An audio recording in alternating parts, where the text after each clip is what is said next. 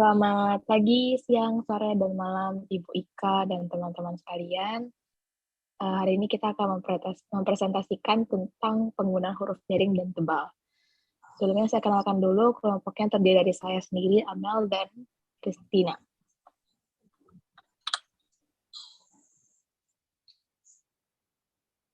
Oke, jadi sekarang kami akan membahas mengenai penggunaan huruf miring. Jadi huruf miring itu adalah huruf yang tercetak miring dalam terminologi tipografi disebut italik. Oke. Nah, huruf italik itu biasanya digunakan untuk memberikan penekanan pada sebuah kata. Di samping itu, berbagai huruf tersebut juga dipakai untuk menunjukkan sebuah istilah atau kata yang berasal dari bahasa asing. Itu untuk penegasannya gitu. Nah, di sini kami ada paparkan beberapa contoh, yaitu contoh huruf miring dalam bahasa Indonesia, yaitu menulis judul. Huruf miring dipakai untuk menuliskan judul buku, nama majalah, nama sendiri, surat kabar yang dikutip dalam tulisan, termasuk dalam daftar pustaka. Misalnya, saya tidak membaca buku Salah Asuhan karangan Abdul Mois.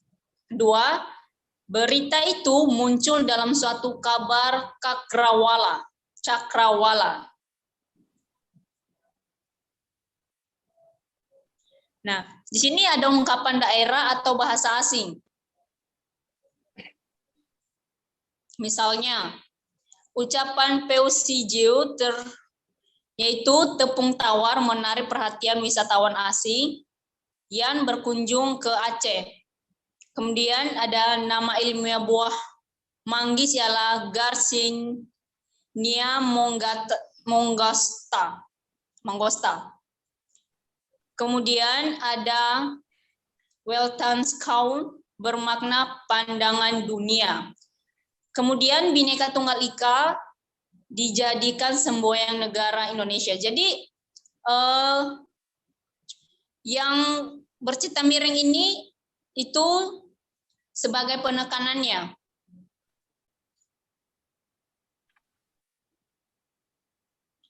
Kemudian ada catatan khusus tentang penggunaan huruf miring, yaitu ada nama diri seperti nama orang, lembaga atau organisasi dalam bahasa asing atau bahasa daerah tidak tertulis dengan huruf miring. Kemudian kedua, dalam naskah tulisan tangan atau mesin tik, bukan komputer, bagian yang akan dicetak miring ditandai dengan garis bawah. Yang ketiga, kalimat atau teks berbahasa asing atau berbahasa daerah yang dikutip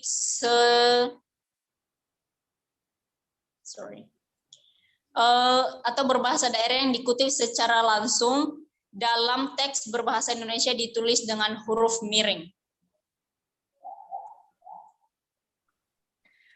Oke, selanjutnya untuk penggunaan huruf tebal. Nah, huruf tebal ini dapat diartikan huruf yang dituliskan dengan jarak lebih besar daripada huruf pada umumnya. Huruf tebal terlihat lebih besar jika dibandingkan dengan huruf yang biasa. Istilah huruf tebal digunakan untuk huruf yang dicetak tebal. Selanjutnya ada contoh penggunaan huruf tebal. Di sini contoh penggunaan huruf tebal itu biasanya tuh ditulis dengan laporan atau karya ilmiah, terus juga bisa digunakan untuk menuliskan judul buku, daftar isi, atau mungkin bisa juga kayak kamus-kamus gitu. Di sini contohnya seperti judul. Di sini ada contohnya itu adalah implementasi algoritma BCO atau B-Colony Optimization dalam penjelasan traveling salesman problem. Jadi lebih kayak penegasannya itu ditebalkan. Di sini saya ada satu contohnya itu seperti judul kalian semua pasti udah pada tahu tentang ujian nasional seperti ini, pasti dia lebih tebal yang judul-judulnya. Itu seperti penegasan supaya lebih gampang kita bacanya. Selanjutnya daftar isi, kita juga punya contoh gambarnya seperti ini. Ini juga dia melingkupi ada cetak tebal dan yang seperti biasa. Lanjut. Huruf tebal itu tidak dipakai untuk penegasan huruf atau kata tertentu. Jadi penegasan atau pengukusan huruf, bagian kata, atau kelompok kata tidak menggunakan huruf tebal, melainkan huruf miring. Contohnya seperti ini. Nah, di sini ada penggunaan yang salah dan penggunaan yang benar. Kalau penggunaan yang salah, kita bisa lihat sendiri bahwa transmigrasi itu di huruf tebal. Sedangkan yang benar itu bahwa transmigrasi itu menggunakan kata miring. Begitu juga selanjutnya, teroris itu menggunakan kata tebal, dan itu salah, seharusnya teroris itu digunakan dengan kata miring. Langsung saja, selanjutnya, penegasan huruf ataupun kata. Jika dalam suatu kalimat telah terdapat huruf miring, maka huruf tebal dapat digunakan untuk menegaskan unsur dalam kata yang dicetak miring tersebut. Misalnya seperti huruf eng dalam mengarai. Kita tengok engnya itu adalah huruf konsonan gabungan.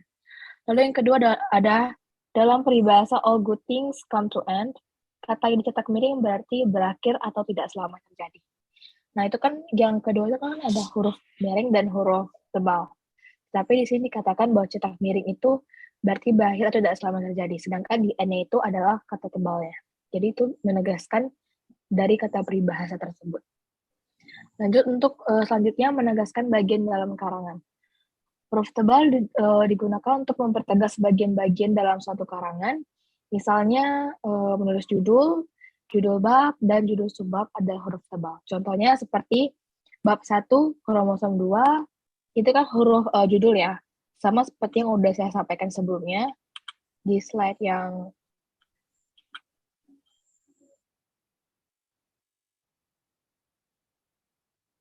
ini kan ditentukan dengan huruf tebal di judulnya. Jadi ini saya juga ambil satu contoh yang tadi saya bacakan lagi. Contohnya tuh di sini ada judul dan ada kayak definisinya. Nah, jadi kan lebih gampang kita untuk membaca. Jadi ada penegasan kata dengan huruf tebal dan ada yang definisi yang tidak perlu ditegaskan atau dengan bercetak tebal. Lanjut. Selanjutnya ada huruf tebal dalam cetakan kamus. Kalau kita tengok di kamus itu pasti ada huruf tebal dan huruf biasa. Jadi kalau misalnya di huruf tebal itu lebih menegaskan, sedangkan untuk definisinya itu di huruf biasa. Nah, di sini diartikan bahwa penggunaan huruf tebal dalam cetakan kamus berfungsi untuk menuliskan lema dan sublema. Selain itu, huruf tebal ditujukan untuk menuliskan lambang bilangan yang menyatakan polisemi atau yang disebut bermakna lebih dari satu. Di sini saya ambil contoh kamus yang kalian bisa lihat sendiri ada huruf tebal dan ada huruf yang biasanya. Oke, sekian dari presentasi dari saya dan Christina. Demikian beberapa contoh penulisan huruf miring dan huruf tebal dalam kalimat yang benar. Semoga artikel ini dapat membantu membaca, memahami cara pembahasan huruf miring dan tebal dalam kalimat. Terima kasih. Thank you.